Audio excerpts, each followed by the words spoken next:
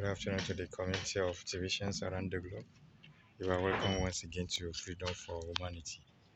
I am Olorunlowo Ayinde, also known as Sapphire Joel, one of the many voices of TVC. On this special day, I say shout out to all fathers in the land, fathers in the community.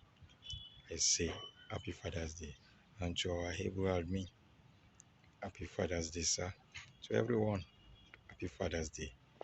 Indeed, today is a wonderful and a unique day.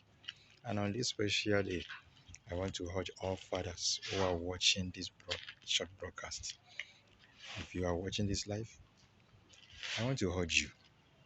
TBC is a community of abundance, love, and respect.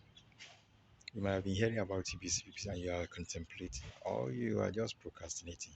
I urge you. On this special day, the greatest gift ever that you can give to your children and your generation to come is for you to key into this wonderful and unique opportunity. TBC has come to give humanity freedom.